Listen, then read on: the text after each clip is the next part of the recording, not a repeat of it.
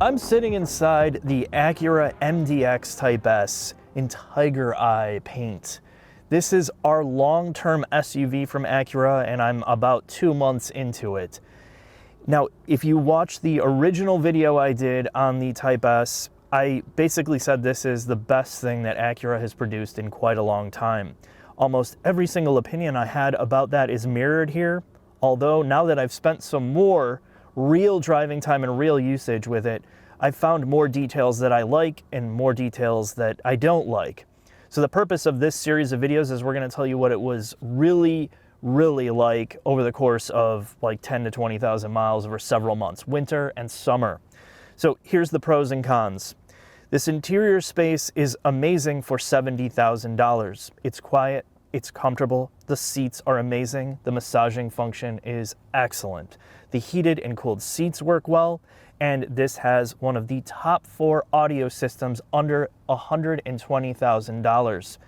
And most of the usability from doors, cubbies, storage places, adjustability of seats, back seat usability and flexibility in terms of how you fold down the seats, how you adjust them is not annoying at all. They found a balance between electronic controls and mechanical controls for everything, which means if you're using it as a family vehicle, it's going to be lower stress. If you're using this to drive in a more aggressive manner, you're also going to appreciate it, which we'll cover that in the drive. The negative parts are the infotainment is definitely not where it should be. In fact, this is something they should refresh, move the screen forward, turn it into a touch screen, and then do full Android Automotive. But if you can't get that or they're not going to do it, you're stuck with this touchpad. That really is the biggest negative here. But if you're using Android Auto or Apple CarPlay, it becomes a non-issue. The other thing that I think is really dragged down this interior space, which I mentioned on the original video, is all the piano black across the center section of it. And now that I've used it more, it is always gross, it's always dirty. Big surprise, it's the worst material for this. I think if they resculpted this, got rid of this annoyingly large drive mode selector and redid this, it would greatly improve the cabin space in the front and elevate it more. But again, all the buttons and knobs are physical. I will say that you really don't have to use the touch, or you don't have to use the infotainment to get around and use the core functions of this. So I can kind of just forgive the textures and the plastic in here because like seat heaters, HVAC controls, HUD control, all of that is physical, really good.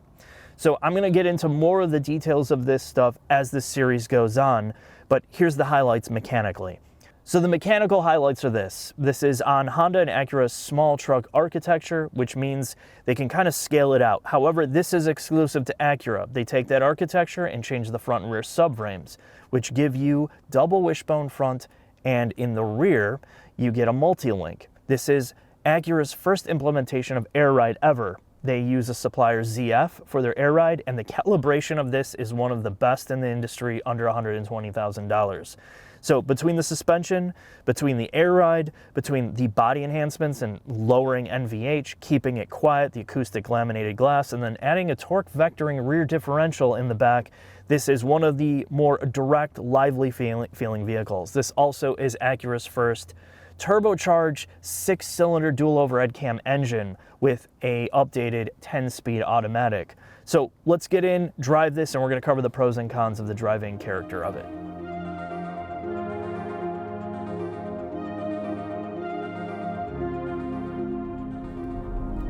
All right, Jack, I'm gonna take a ride in our little long-term MDX Type S, the Tiger Eye edition, and we're gonna see how this thing gets off the line. All right.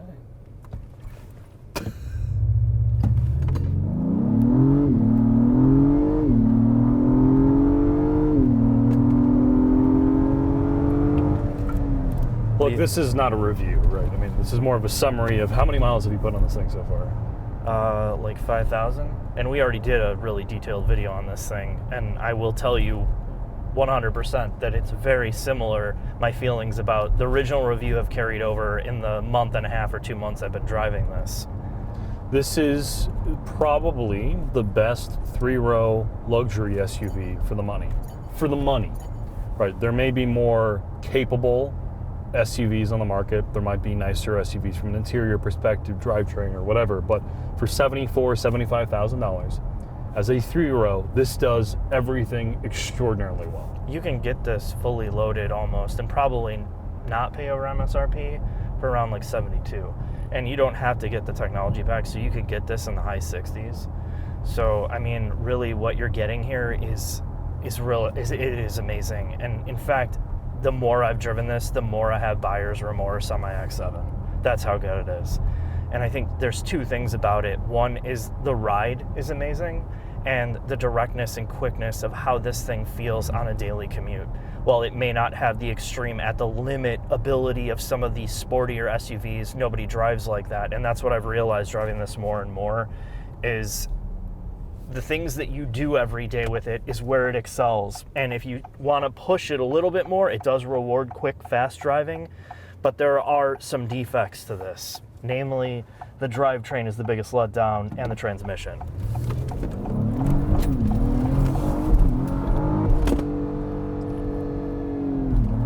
What's that, Jack? So this could be a problem with our tester, and we're having some Acura engineers in the background test this out. But one of the biggest problems with current generation Acura Type S products with a 3-liter is the gearbox tuning with the engine. So if you, at least in this MDX Type S, go full throttle, either left or right, the car will then put itself into neutral and just sit there for a couple seconds, which you just demonstrated. And 99.99% of the time, a regular person probably will never experience this. My dad has driven this a bunch of different times, and he is definitely on the sportier side of regular people driving cars, and he hasn't experienced that. But when the opportunity does present itself where you have to, say, jump across traffic and turn left or turn right, and you go full throttle, it will slip into neutral every single time, and it's repeatable. We're in a lot of rural 2-lane roads where you have to sneak out, and that's where I really found this to be a problem, is if you need to get out quick. And here's another example. I'm going to turn left even though I don't have to do that. And to clarify, you don't have to have traction stability control. This is in any mode it does it in. Any mode. We're in comfort right now.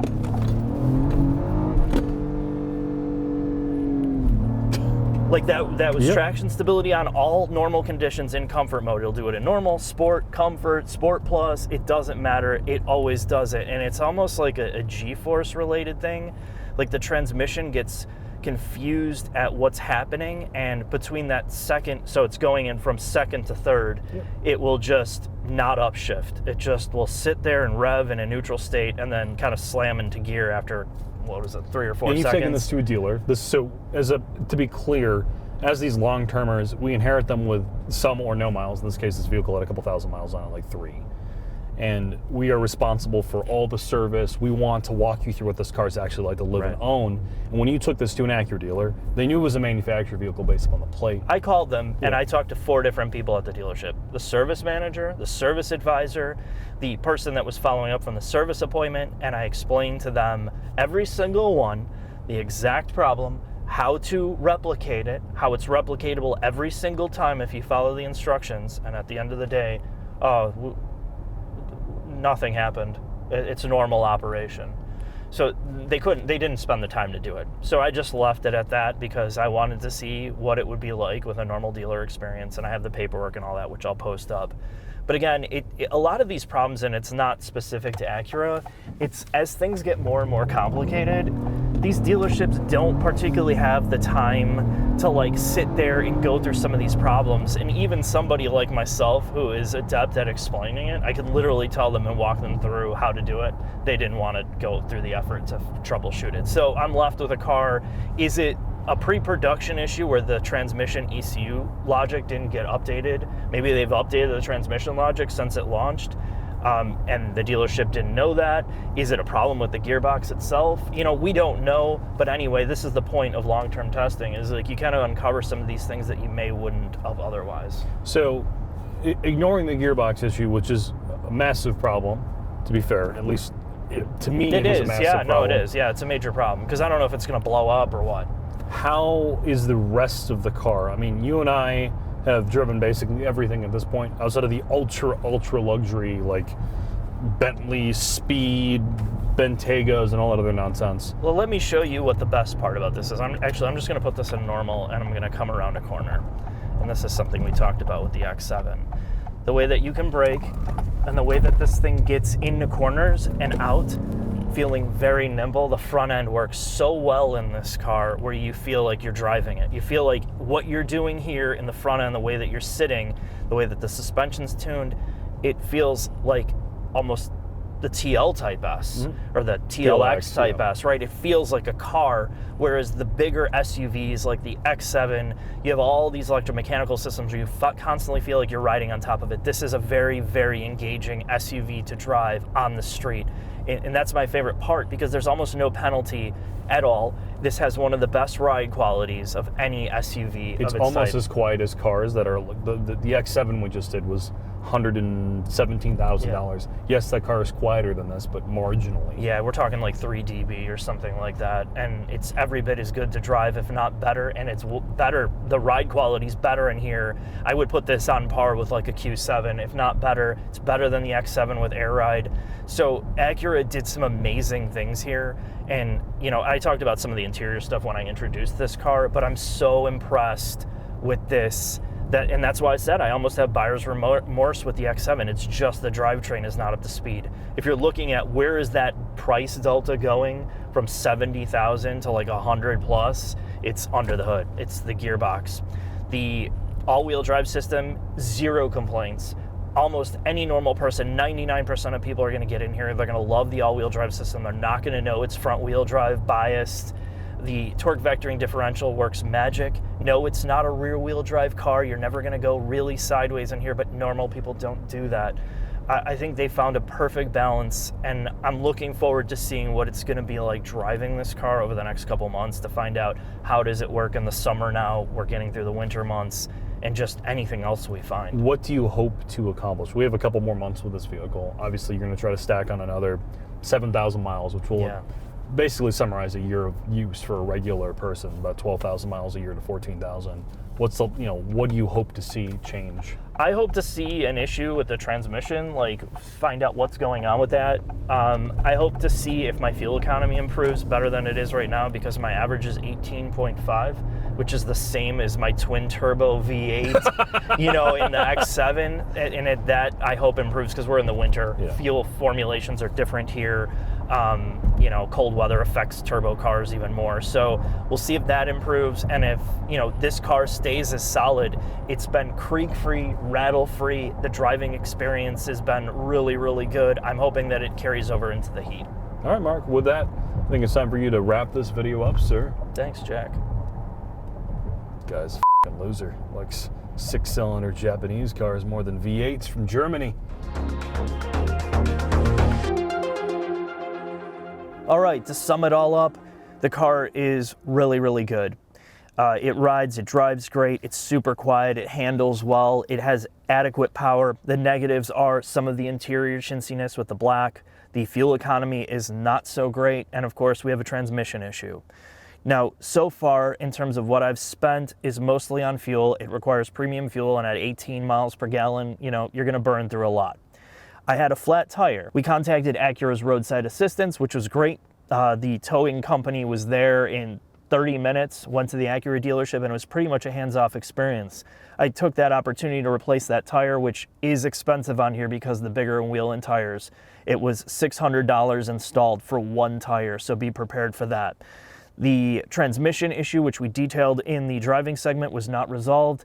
And other than that, there have been no other services besides an oil change. And the oil change was about $80 for synthetic oil, which is completely reasonable for this.